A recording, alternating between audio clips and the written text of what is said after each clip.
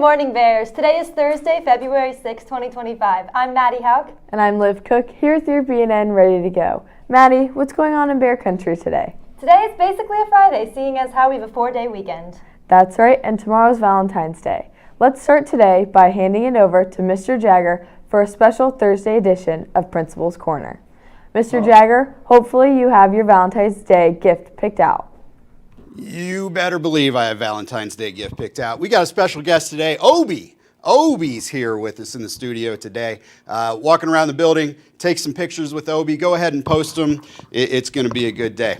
Hey, just a reminder, we have a cell phone policy. Obi, do you have your cell phone?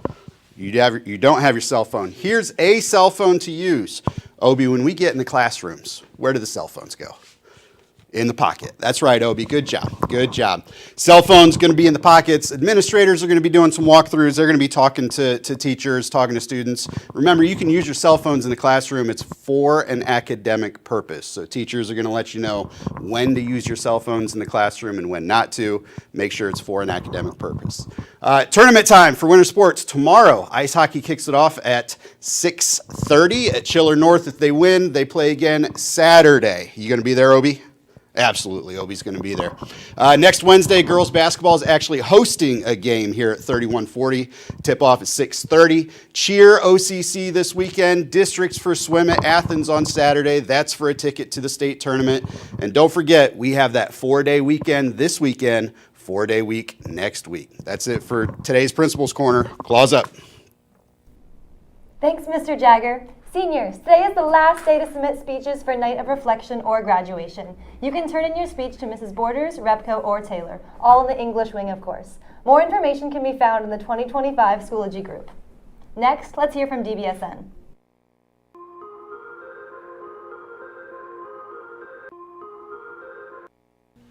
Happy Double Blue Thursday, Bears, and welcome back to DBSN. I'm Eli Baxter. And I'm John Stuffer. We got a busy weekend ahead of us, Eli. That's right, John. Just yesterday, boys wrestling lost to Olentangy 47-26, but they celebrated senior night. Congratulations to all of our seniors. However, tonight, gymnastics celebrates their senior night during tonight's tumbles and takedowns. Gymnastics will face off against Olentangy and Olentangy Orange. At the same time, boys wrestling will be dueling against Delaware Hayes. And tomorrow night at 7:30, both of our basketball teams take on Marysville. The boys play at home while the girls take the game to Marysville. At diving districts, sophomore Aaron Bratton got to the final round and placed 16th overall. Also, freshman Haley Henson placed 28th overall. Meanwhile, our hockey team begins their road to Nationwide Arena tomorrow night at 6:30 versus Cincinnati Elder in the first round of the OHSAA district playoffs. If they were to win, they would play Olentangy Orange the following day at noon.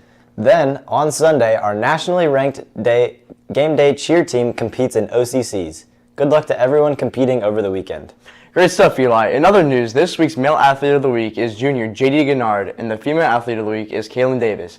Congratulations, keep up the phenomenal work. Make sure you are following us on all of our social media accounts so you can stay up to date over the long weekend and vote for next week's Athlete of the Week. We will see you back on Tuesday. I'm Eli Baxter. And I'm John Stuffer with DBSN. Have a great weekend, Bears. And now let's send it back to the desk. Great stuff, DBSN, and best of luck to our student athletes this weekend. In other sports news, the biggest sporting event of the year took place last Sunday as the Philadelphia Eagles took down the Kansas City Chiefs in the Super Bowl 59. BNN's Ty Ritzler has a recap of the game.